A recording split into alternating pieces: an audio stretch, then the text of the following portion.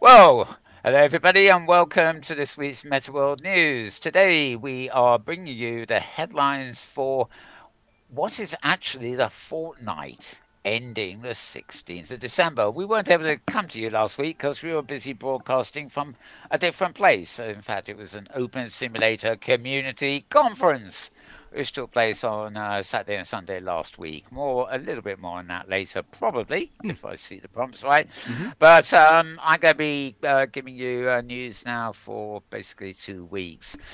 You can follow me on Twitter at twitter.com/Malburns. That's MAL and then BURNS, but all one word. You know the way it stays. Squash me. Yes. Twitter squashed me about 10 years ago, and I haven't become unsquashed since. Otherwise, I'm known as Mal Space Burns. But no, twitter.com/Malburns. And we have an additional stream, which is twitter.com/Metaworld News after this show. And the Metaworld News channel is only about immersive virtual spaces, whereas the other channel is a bit wider ranging when it comes to VR tech and stuff like that. So, diving straight in there on the Melbourne side of the feed, um, let me see. This will be a well, these are marches 2 weeks ago, so I'm not quite sure whether we include them already. UploadVR.com had a post called "A New VR Experience Simulates What It's Like to Have Poor Color Vision," and uh, well, I'm not going to read the information on this because they are rather old posts. Hubs by Mozilla, immersive communication on any device. This is to be found on blog.mozvr.com. And a new VR app celebrates the work of Claude Monet. Hmm. I think that is news since last time, but I don't. It doesn't actually show me an active link in the list I'm looking for, so you can find it on stream. Right, Firefox Reality VR browser gets support for 7 new languages, bookmarking, and more. You can find that at uploadvr.com. And now I'm spinning back to uh, posts that are actually very definitely news since last time. Um, Engadget.com, Engadget.com, have a post saying anyone can use NVIDIA's physics simulation engine. NVIDIA, of course, have been showing off their Titan GPUs, which are ray tracing and all sorts of things. But the company is also releasing its hardware accelerated PhysX simulation engine as an open source project, making it accessible to virtually everyone. And something I'm not sure about, I'm going to have to ask about this, but I think that PhysX simulation engine is the very one that in worlds, or rather, what is it, islands, so that they are now, run with their house in engine, which is the one that actually makes it sort of possibly rather incompatible with the rest of OpenSim.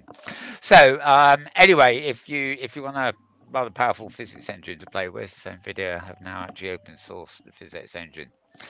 Right.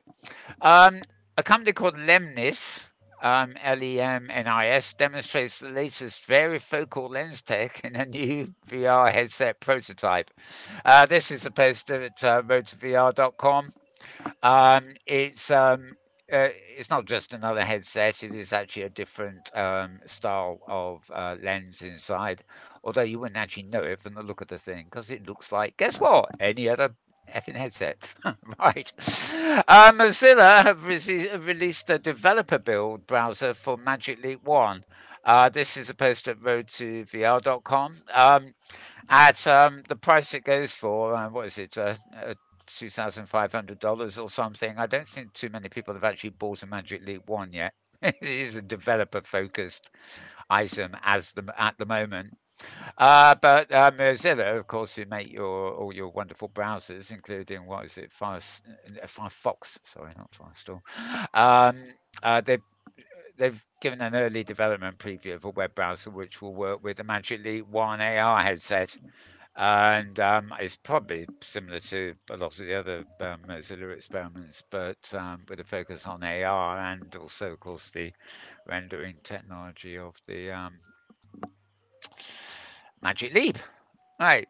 A company called Star VR, creator Starbreeze, they've lost their CEO and they've filed not for bankruptcy. Well, they've filed for reconstruction, whatever that means. Star VR who knows, yet another headset. It stood apart from the rest because it didn't have any curves. It's a distinctly male headset. It looks something like the alien might wear or something rather than the more curvy approach that many of the others take. Have I? Well, I will call it male. Right then. Moving on. Watch the Moscow Ballet's Nutcracker. Oh, well, that's no good. That was a live performance in VR, oddly enough, but that was about a week ago, so better not dwell on that. Tactical Haptics, this is a company name, Tactical Haptics, have come up with Reactive Grip. It's a type of VR controller and it is now production ready. It looks very, very different from, your Oculus hand controllers and stuff like that and does other kind of fancy little things. So, yet another variation on um, the usual offerings, somewhat Yeah, new that facilities. image makes it look like it's got pistol grips for, of course, the weapons. Yeah, this is a posted upload vr.com. Hmm. Since you're mentioning it, I'm going to attempt to open it here. It does take a while to open these things, courtesy of the Microsoft Corporation. They apparently Windows apparently connects to a 14K modem to transmit instructions. Right. Yes, there we are. We've got, as James was saying, we've got oh, great. I agree, and it goes away. Right, yes, there is actually the picture that James is mentioning. Yeah. And I will just scroll down here. Most VR controllers deliver vibration feedback, but these controllers each have three metal plates inside their handles, which move up and down to replicate motions and forces on the Oh, object you're holding in that hand. interesting. They're actually capable of, say, picking up an object like a ball and then rotating it in your hand and stuff. So, they've got a lot of power by the sound of it. They're ready for production, which doesn't mean they're in production, and well, we'll have to see. But it's all part of the mix. 10 years time, this may be a de facto standard for hand controllers. You Alternatively, in ten years' never time, know. it might even be That, forgotten. that's You right. just never do know, do you? Yeah. And right, hang on, I got stuck on that page. There we are. I'm back now. Right. VRScout.com. They have an article here, actually by Jessica Outlaw, complementary between avatars and environments in social VR. That's a very awkward title. I'm going to describe it better by opening it. Um, And I think it was I, complementarity, if that helps. complementarity, it is. Tarity. Oh, that's it. Yeah, here we The go. the state of being Um, complementary. Yeah.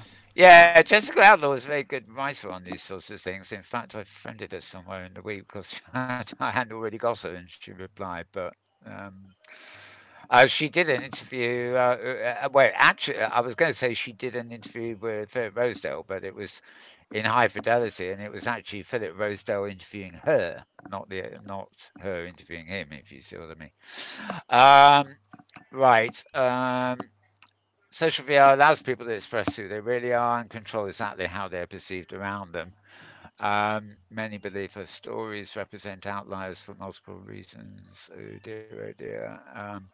Social VR can fulfill fantasies that are impossible in real life. Avatars offer new possibilities for embodiment, blah. Yeah, you really need to read this. And a rather cute looking avatar there. It seems a bit familiar. I'm trying to place it. It doesn't look like Jessica there. A close friend. Anyway, I don't know. Somebody called Yas by the look of it. Who knows? Who knows? Anyway, yes, that's Jessica Outlaw writing about just in time there before I got an advert by the look of it. Right. Voicesofvr.com plows ahead week after week, several a week. This one was number 718.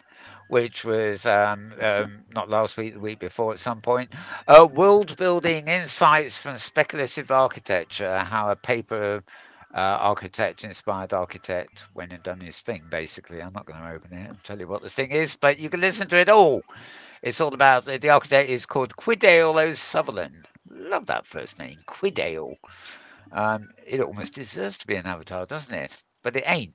Right, so Quidale O'Sullivan interviewed in Voices of VR number 718.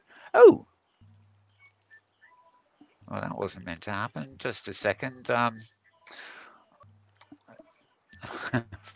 know where James was actually displaying that, but as you probably gathered, Well, when you're talking about an something. article, I have it full screen, and then if you're just Yeah, navigating, I make it smaller, top right. left. Yeah. Yep. Okay. Well, some of that went away by accident, but I've now got it back. Right. Okay. With a different layout, believe it or not. Yeah. Um. Okay. Oh, the I think that Jessica Outlaw article, I think the picture goes with that would have been high fidelity, but I might be wrong. There are lots of platforms around now. Okay. VR Scout also, VRScout.com, that is, also a week ago has augmented reality experience, AR experience, highlights the struggle of the working poor. This basically is a sort of augmented reality wander around the real world with additional overlays experience to sort of put you in the footsteps, as it were, of the working poor. Not the homeless poor, the actual working poor. So it's well, I remember. I'm not going to go right back into it. It's just one post, but I remember one example they had here was like the person who actually leaves work and goes to a bar, maybe has a drink or something, but they end up sleeping in their car every night and then having to go to freshen up somewhere in the morning before heading to work. And sort of the idea is that nobody actually realizes they're sleeping in their car every night, which of course, can be done quite convincing. So, but it brings those experiences to life in AR. Right. Talking of NVIDIA, which we were a few minutes ago, they've got a new artificial intelligence, new AI, which can create entire virtual cities by watching dashcam videos. Now, the post about this you can find at digitaltrends.com, digitaltrends.com. And I must, there is a photo that goes with this that actually makes the VR version look a bit less real than the real version. But if you watch the accompanying video on that link, then it really is quite remarkable how they've created a compelling 3D photorealistic 3D world that could be built in Unity or something. But they've done it entirely by stitching together multiple camera videos from cars. Obviously, a lot of them to get that kind of resolution and detail. But I was convinced. I looked at it, and it didn't so much look like it didn't so much look fake. It just looked like it had been filmed through a slightly dirty windscreen. But apart from that, it looked real. So there you go. Yeah, it looks Uh, similar to your favorite company's work on photosynth. Wasn't that something by Microsoft where they would just take hundreds of photographs from yeah. people all over and then was it a collage or was it a 3D space? I don't Well, no, remember. no, this is it. The different photo scenes basically would take, as many photos as they could find to create, a kind of like a bubble Yeah, world. So yeah. you could walk around, look any direction, and it was seamless. And but where the photo was a border, an end. Yeah. Mhm. This technology is much more virtual. I mean, you can get in a car and drive in it, as it were. You can drive through it. You don't just Yeah, pan around to what's being created. It's actively generating a virtual world from cameras. I mean, yeah, yeah, presumably when there's run out of cameras around and other cars, there won't be enough information to build the environment. Um, it's like that film, is it called The Seventh Level or something, where when they discover they're living in a virtual world, it becomes wireframe and they get a bit upset as Oh, it will that's right. That's right. dissolve into wireframe. I imagine without enough cameras to be generating this, it will fall apart. But the thing is, it's not generating. I mean, admittedly, video is still, lots and lots of still images rendering at a certain speed, but they're not static. It's moving image. So the fact that this is generated through, moving image cameras, is stitching together not images to create a pod or whatever, Yeah, yeah. or a holodeck. It's actually stitching together videos to give you lots of multiple options. So one of the cars on the street's cameras will be pointing the opposite direction from you when you're approaching it. Other cars will be showing the view down the side roads. Now, you won't actually see any of that unless you turn into the side road, in which case the cameras covering that road, the videos will be linked together, if you see what I mean. Hmm. So it kind of rests on requirements, I think, is the idea. Very similar to the artificial worlds that we create in places like here in OpenSim, where we're using prims and meshes to build the thing, and we can wander around it endlessly depending on how much we built and how far it extends. Um, and if other people are online driving a car towards me, then I see that in real time. Um, but it is very much a sort of fictional reflection of reality, whereas this technology is basically using, in this case, dash cams, which I guess are webcams for cars, really, isn't it? Hmm.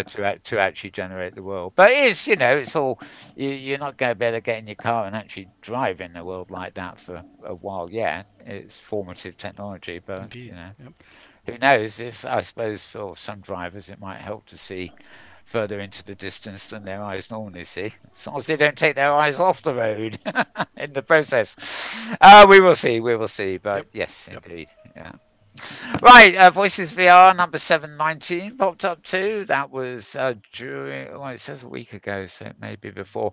The phenomenology of architecture and how VR is revolutioning spatial design intuition. Um, Also, roadtovr.com, Ben Lang reports Varjo, this is a company, they have a bionic display headset and it's a breathtaking preview of VR's future. Um, Let me just see if I can just open that one without everything going crazy. These are like magical bifocals for VR, it says here. Yes, indeed.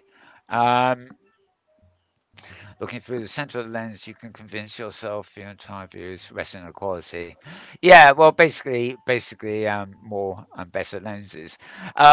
Judging by the number of retweets that tweet of mine actually had, it seems to be onto something.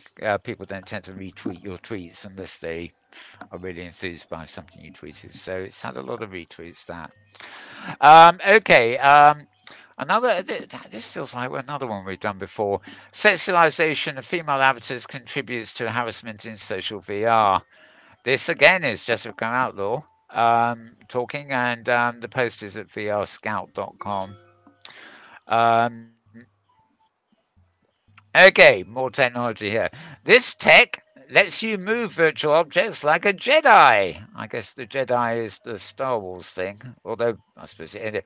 VRScout.com, Alice Bonacio. It was only a matter of time. In fact, I'm a bit surprised it took this long, but researchers at Virginia Tech have put their brains to good use and come up with a way for ordinary mortals too. I'm going to have to open it. Basically, I don't think this is the same as that earlier news item, but it's just more. Yeah, this is to do with the lenses. It's as far as I can tell. Um, we're stuck with VR, which are versions of a 3D mouse, which can be awkward at times, and yeah, I think this is more of a code thing.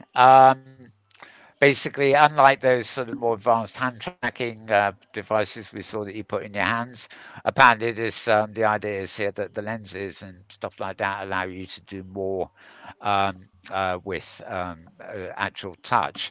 And the giveaway on this photograph is that it's a headset with an outward-facing leap motion device attached to the front of it. And well, I was actually talking about this in high fidelity. I think it was last week, actually. It was sometime in the last week. Um, because if you use high fidelity, for example, with a headset and have a leap motion attached that way, you can make the leap motion can detect your hand movements and touching objects. So this isn't exactly new technology. It's probably just more advanced than we've got so far. Um, Oddly enough, the leap motions themselves are designed to lie flat by your keyboard, and um, um, on mine, for example, it allows me to swipe a magazine page on the screen in front of me. But when it's lifted up and pointed outward facing on a headset, then it has to be completely recalibrated. When I use my leap motion on my desktop, it's fine. When I use it in high fidelity, everything goes backwards. So like I reach out to touch something and my arm goes over the head and breaks and then swings backward. It looks like a broken doll, basically. So, yep, it has to be calibrated separately depending on where you're using it. But anyway, kids in Arkansas are using VR to learn about concussion. Yeah, there's a post there to uploadvr.com. All right, let's move myself back properly this time. Hello, thank you, Microsoft. This is a lovely picture. This is actually an advert for the Virtual Worlds Research Journal of Virtual Worlds Research.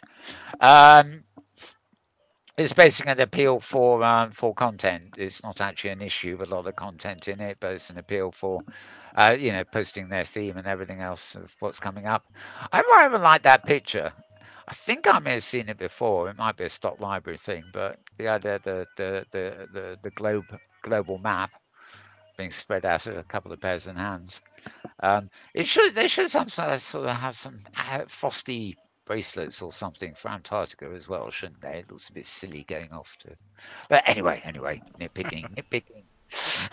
Yes, he will nitpick, won't he? Right, Old Space VR, yeah, another virtual world, now owned by um, a big company. Whose name shall not be mentioned. They are offering social reach for organisers in VR. Um, I suppose it's okay for some. I think it's old VR that never always loses my arms, and it's not very compelling walking around the virtual world without any arms. Just feels like you're lesser enabled rather than more enabled, if you see what I mean. Anyway, yeah.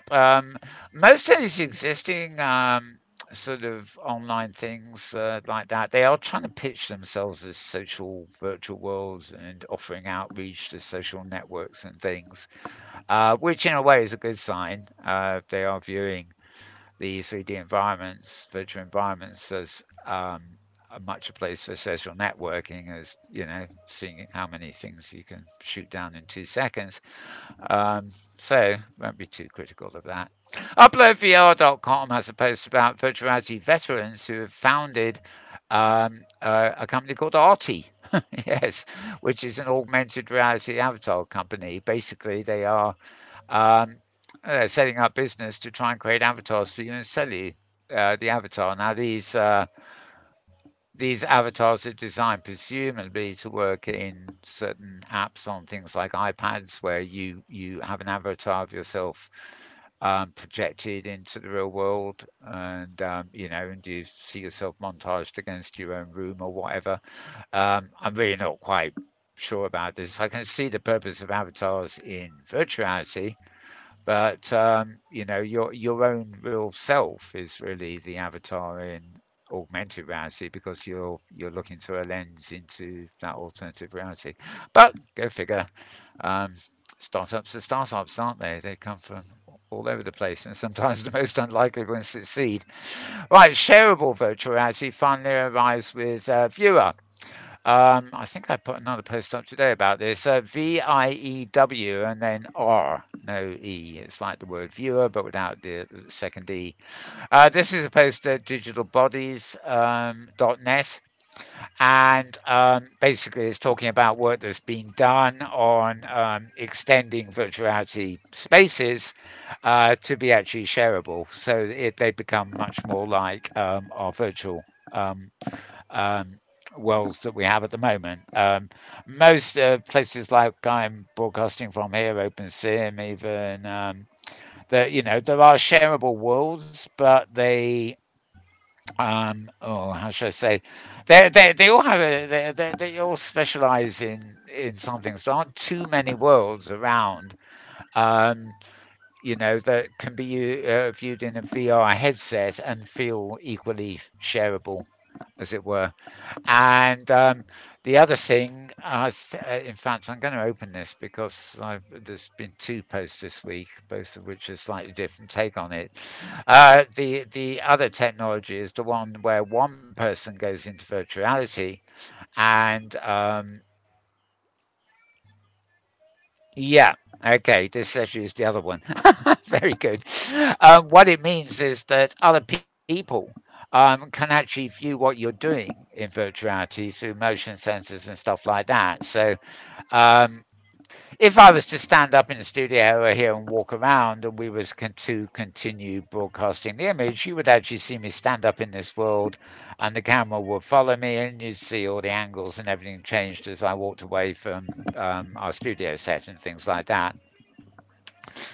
Um, so, what you have here is possibly the idea that one person could be in a headset in VR and they could be entertaining people at home and they could be firing up, big screen TV, and all the other people in the room could be watching the person who's in virtuality, on TV. And it wouldn't be quite the same experience as a video because the kind of uh, viewer image, as it were, would be. Why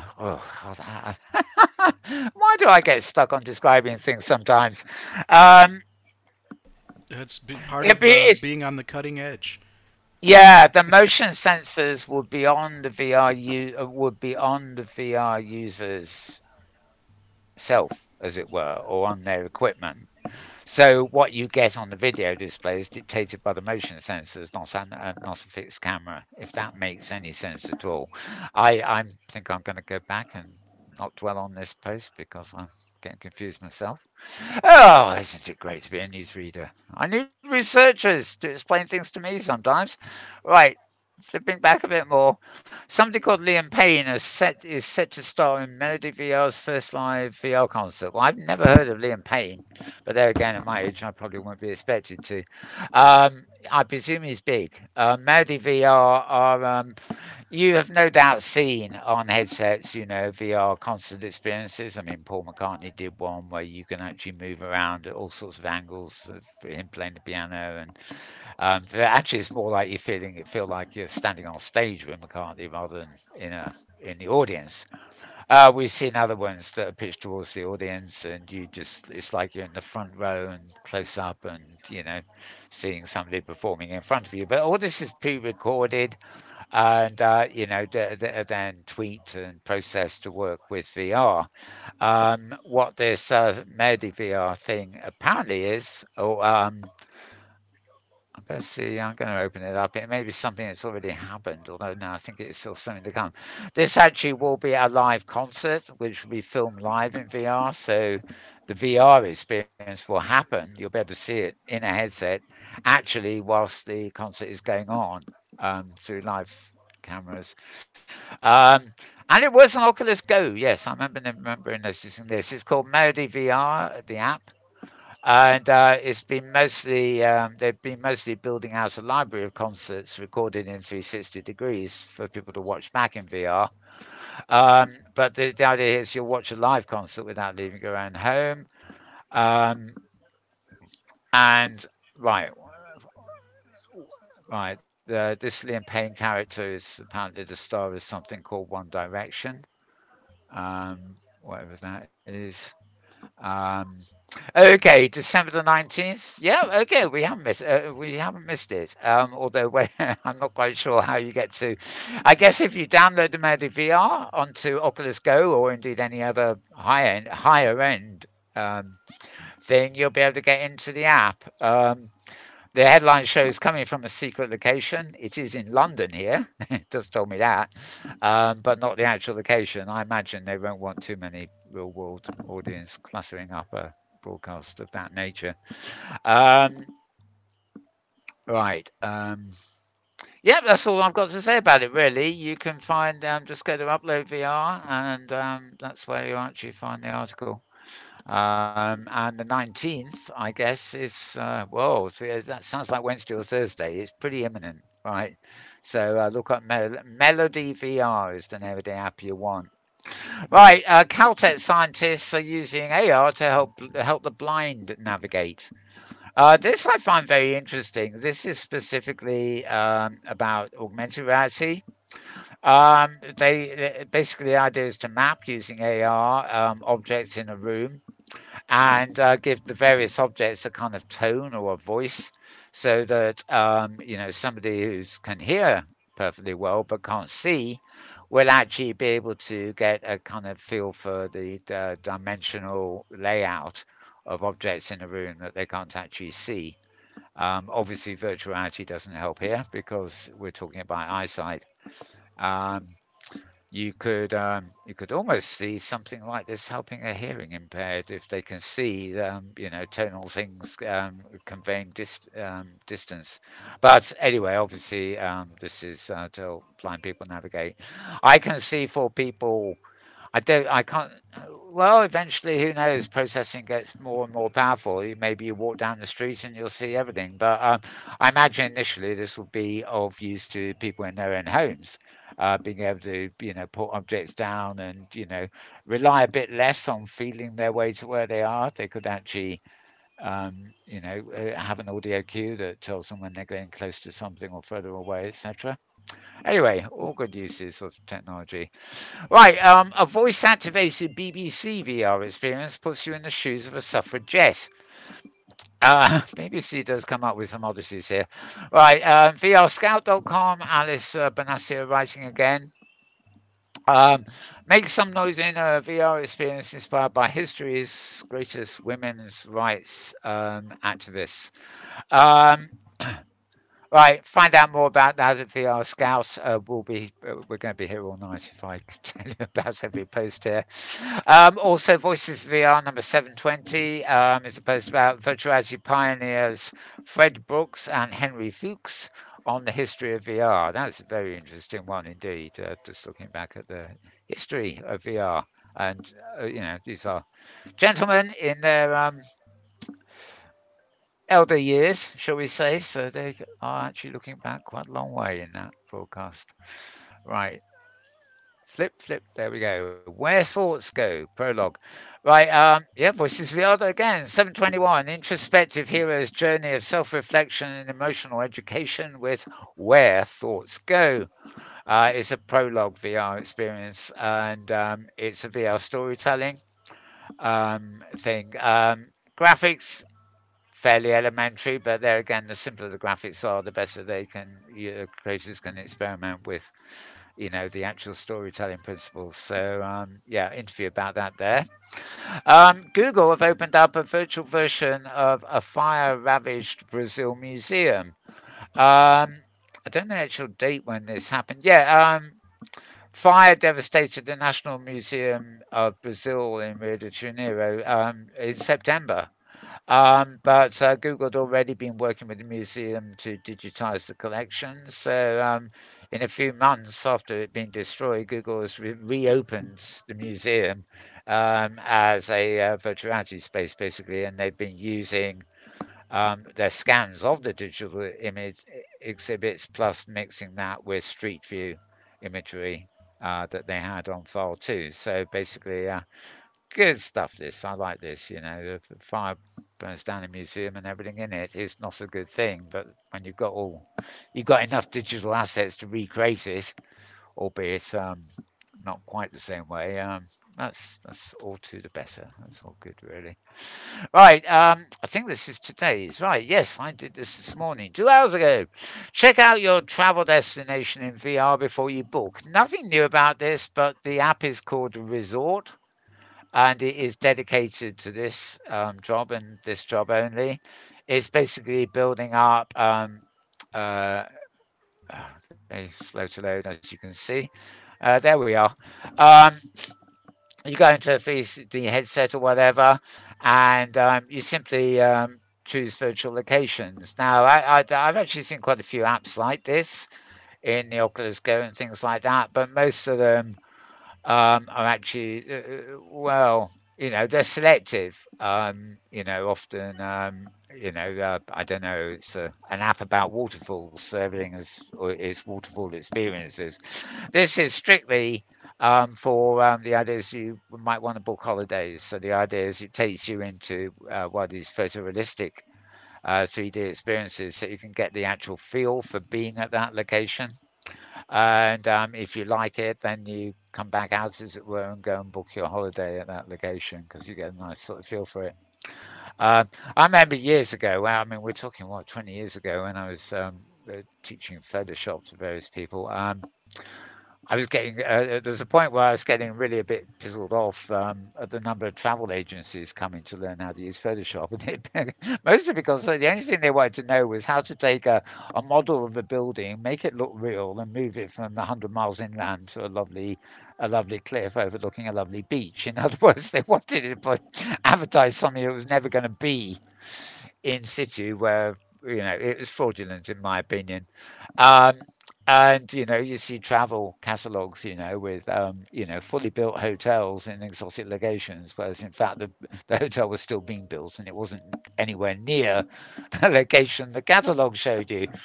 All thanks to photo montage and stuff. Well, I mean, the great thing about this 3D experience is I can't see for the near future, at least, anybody able to fake this. I mean, you would have to take cameras here and film and process the real world to give people a flavour of where they're going. So, no photographic hocus pocus here. At least not yet until they find a way to do it. So anyway, the app is called Resort, Rizort, as you may be able to see on the screen. But meanwhile, I'm heading back, and I think we're on the last page. Right? Yes, there was another post about that viewer. The title there, viewer gives friends a window into what you're doing in VR. You'll find that on the link. It's a different article, but it's basically covering the same thing.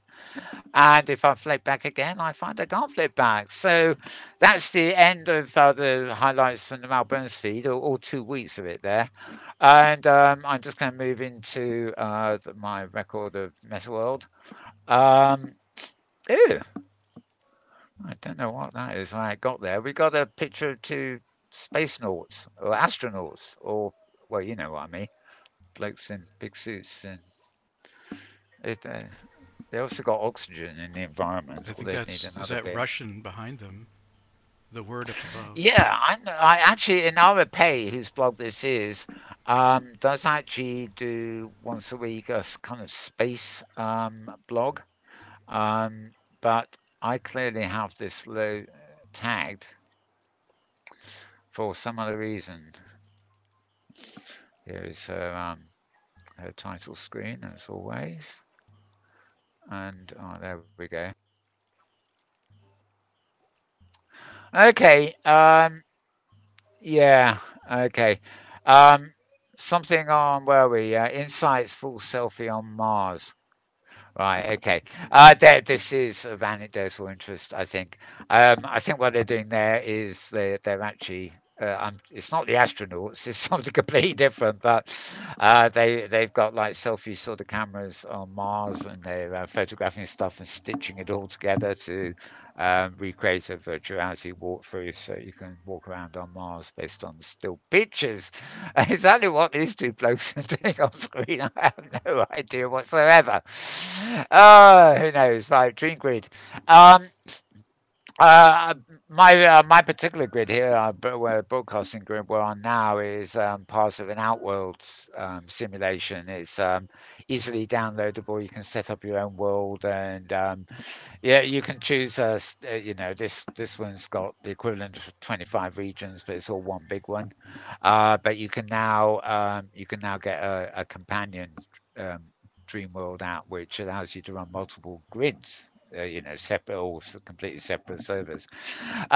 Anyway, Austin Tate, who's a very good blogger on these things, has a periodic update for you there, talking you through DreamGrid. And I did mention that we were busy last week at the OpenSim Community Conference. Well, amongst the other exciting things that happened there, there was actually a sort of presentation by Ferd Fredericks of the Dreamworld and Outworlds system. Also, where are we? At the same blog, Austin Tate's blog, there is a brief roundup of the Open Simulator Community Conference, so that it's not particularly detailed. Um, one of there's some people wandering around before the OpenSim Community Conference saying, what's new on OpenSim? Is it just going to be a conference of everybody, talking about what they've spoken about before? So there was a bit of an attempt, certainly on my part, to try and get something new injected into the proceedings. And admittedly, there were plenty of presentations like the annual update on what somebody here in Britain is doing with Liverpool railway stations of the past. And, one did feel like one's seen it before, but, it was an update, so fair enough. Um, but I actually hosted two panels, and I sort of moderated an opening keynote from Manny Melland, who is one of the original developers with OpenSim, along with Adam Frisbee and Ubit and a lot of people. Melanie had a grid of her own called Avination, and she had started work before Avination collapsed on a more advanced viewer. This was a viewer built in the Unreal Engine, which is an authoring environment, a bit like Unity and others. And she wasn't building the world in the Unreal Engine. She was simply building the viewer interface, the overlay for the world, as it were, using Unity's build tools. Um, so everybody immediately started asking questions, getting off on the wrong hook, because they say, well, OpenSim's built another way. You can't build OpenSim in Unreal Engine, it'd be a different place. And I said, no, no, no, we're not building it in Unreal Engine. Unreal Engine is simply the authoring environment to make a viewer. The viewer will be a viewer, it'll be compacted and, I don't know what the expression are, compiled and then downloadable as a viewer, not a world. Anyway, this is very exciting. Some of the old timers, Krista Lopez and people particularly, thought it was a great idea. It doesn't. It's not finished in any way, but it is the one level of a new metaverse, well, OpenSim specific viewer.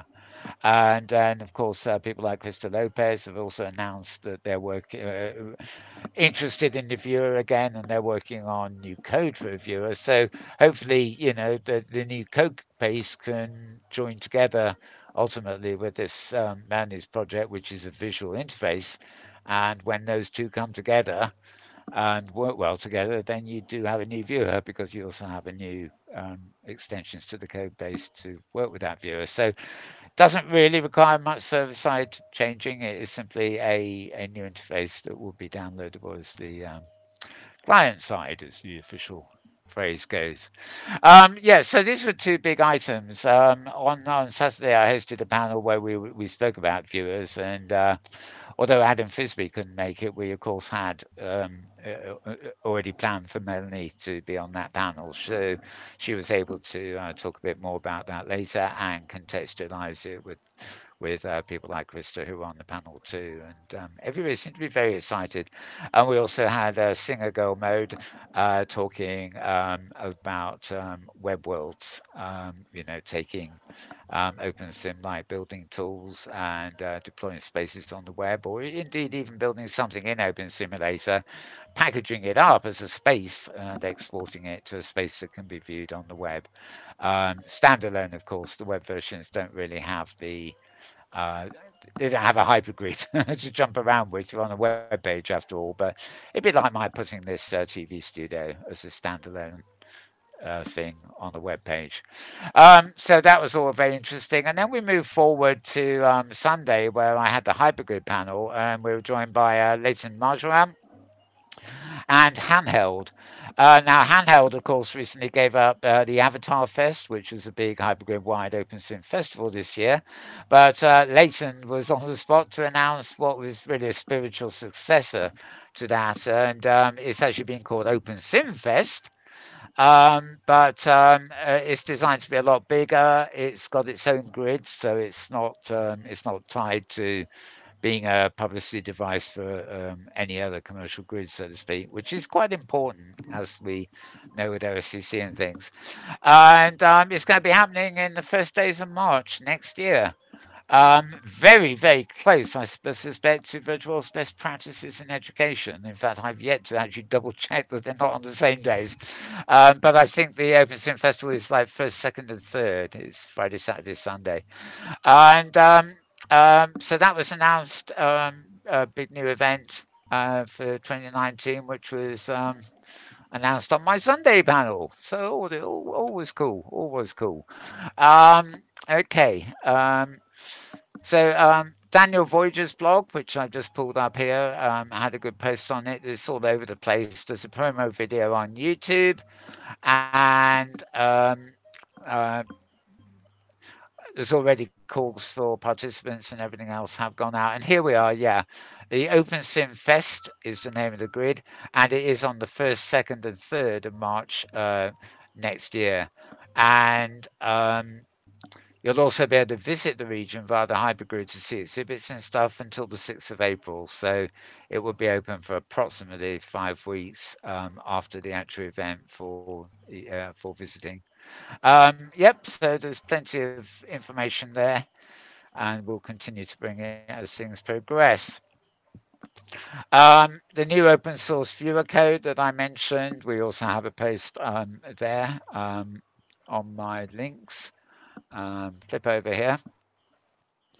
Hypergridbusiness.com has more on the OpenSim Fest 2, where we there is this a game or something called Fortnite out there. Fortnit. I keep hearing about this and mean to check it out. But there was a news post this week is saying that Fortnite has now officially become a fully fledged virtual world with private islands and content creation tools. So let me just see if I can find an actual link to read out for you on this. It's a Twitter short link at the moment, which doesn't help. I certainly will be investigating them myself because I know very little about it. There we are. Okay, this is James Wagner's New World Notes, which is nwn.blogspot.com. I think I know that from memory. And yeah, Hamlet there was got all the stuff. Oh, I like that. The first comment says, I think Linda Nabs could learn a few lessons here. Interesting, interesting. Well, Right, let's get back. you'd need guns to do that. Oh, It's a big gun you need, game, you know. oh, I see. Fortnite's a big So, multiplayer game, and you run around and shoot people. And your favorite activity. so you can now go in like Second Life, build yourself a private island at some cost, and then some goody comes along with a high-powered gun and blows your island up. Yeah. Yeah. It may be a Right. safe place Doesn't. to gather with friends, but Yeah. yeah. I think it would need to be the idea of having your escapist retreat on a nice little island, and then somebody getting invaded with guns. Hey, you coming in ruining my, utopia? I think Bang, bang. you go to your private place to rally before you do that to somebody else. Yeah, I'm not averse to computer games, but I can never really handle those CD-ROMs in the old days because most of them required me to actually shoot something in the first 2 seconds. Hmm. I just didn't have the reflexes for that. I probably had the reflexes to dive and escape the bullet, but not in real life. But not. I could never get out of the first screens. I would, I've still got a whole shelf full of CD-ROM games that I Mm-hmm. probably put into a drive once and then put away as unplayable. For me, that is, of course. Okay, now amongst the other things that happened at the conference is our friend Maria Koroloff is still still credited in my title sequence here, believe it or not. We will change this shortly. Popped up at the end of the year because she's away doing other things, but she returned to Hypergrid Business a bit recently. Um, um, and she produced the end of year OpenSim statistics, graphs and pie charts and figure facts and figures.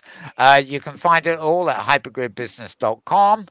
And if you there don't seem to be any replays of OCC's events on YouTube at the moment. I have no idea why. Back when I was doing it, they would have been up about half an hour after finishing. But they don't seem to be there this, well, last time I checked, which wasn't today, it was yesterday. Eventually, when they do appear, you can obviously, re-watch Maria's presentation too, as well as the two aforementioned panels of mine, if they arrive.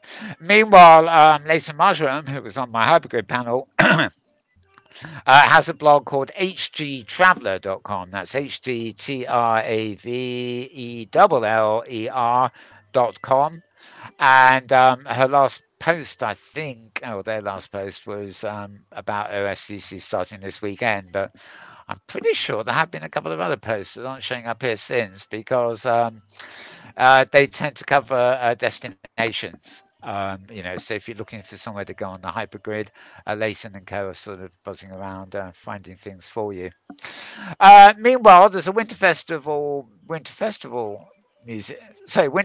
music schedule. That's right.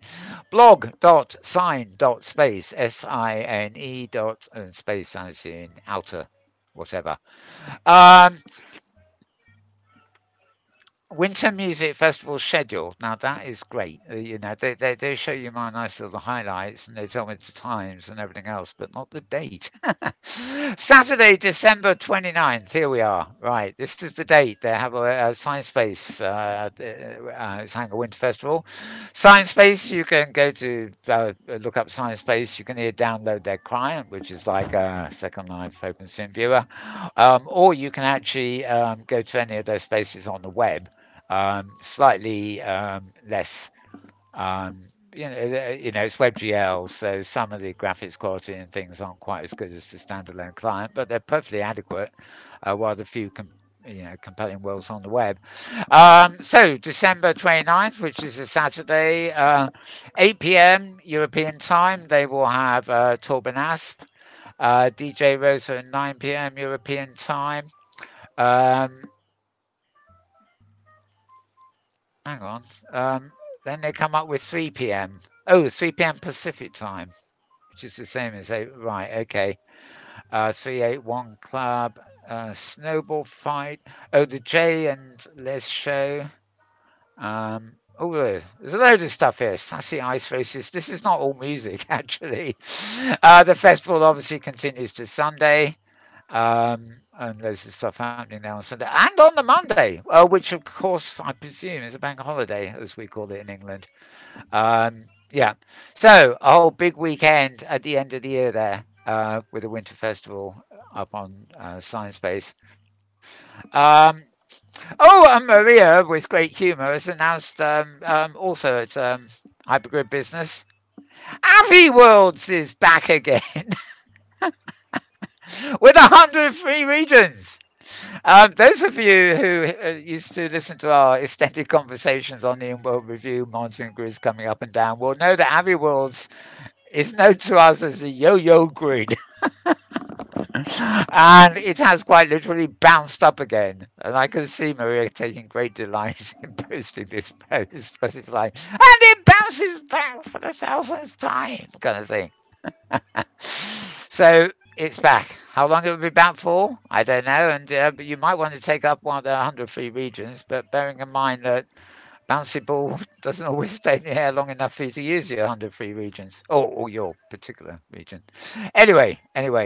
Um, okay, now I've also been told that I've reached the end of my account.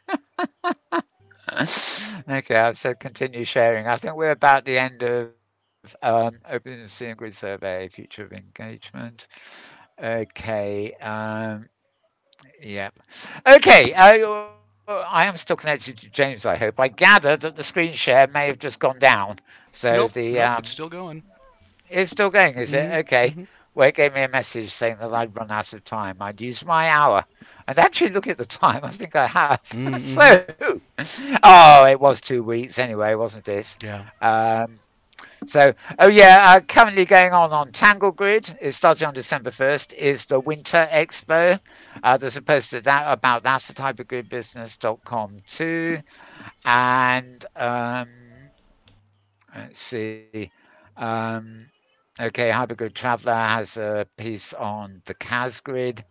Um, a creator spotlight. This is a spotlight again. This is at Science Spaces creators Black Opal. And future of engagement. Oh yeah, quite. So I may have had this on before. Quite a good article by Will Burns at his site, City of Nidus blogspot.com. That's CITYOFNIDUS dot blogspot.com. And his that is a long blog entitled "The Future of Engagement," which is very similar title to our panel, but that's probably why he wrote it. Um, December performances in VR. Okay. Oh, that's not going to get you anywhere. It's yeah, there are a number of December performances in virtual reality at high fidelity. The link I've got here won't take you anywhere because it's a link to the pages that came into my email, which isn't very helpful, is it? Right. Okay. So we get out of that bit, and yeah, I think that's it for the news straight from the clipboard. Yeah, what on earth? Okay, I've got the wrong thing entirely there. So I'm going to close Flipboard down, and if James wants, he can keep on broadcasting a nice piece of graphical desktop. Oh, well, let's do There we that see. then. Here you go. That is my desktop. And the Brilliant. only thing, unfortunately, the nature of the desktop doesn't allow me to overlay a layer with the Metaworld logo on it, which all my static desktops have have our logo on, but this one doesn't. But it is nice. It's sort of constantly taking me to a Star Trek-like experience while showing me the windows I'm reading on top. Okay, so pause sharing and stop sharing. There we are. I need stop sharing. End your broadcast. Yes, and there we are. It's gone away. Oh, all revealed for all of you to see. And my screen shares, indeed. Love it. Right, okay, I think that's it actually. We just got a pretty graphic to watch. Yeah, so interesting 2 weeks. Of course, the Open Sync Community Conference last week was very interesting too. Um, there are actually so many things on there. I can't really summarize. I know the weekend before we actually gave you a rundown of the agenda, and it did change slightly by the time the real thing came along, but not by much. Hopefully, we'll be seeing replay videos published somewhere soon by Avacon, I guess, publishing them.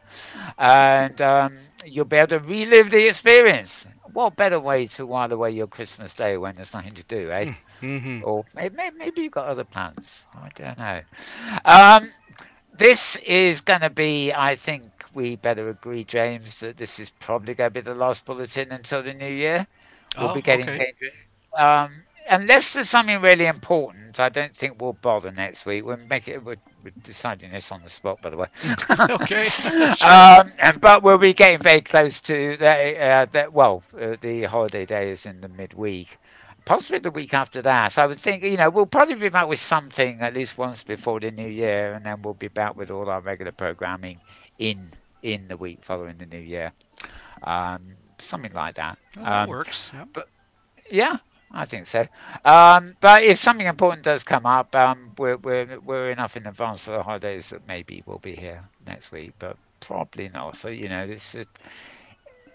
there's not much news from professional sites and stuff these days That's unless you're true. local. Right. Unless you're local and want to go to their Christmas parties, nothing much else is happening.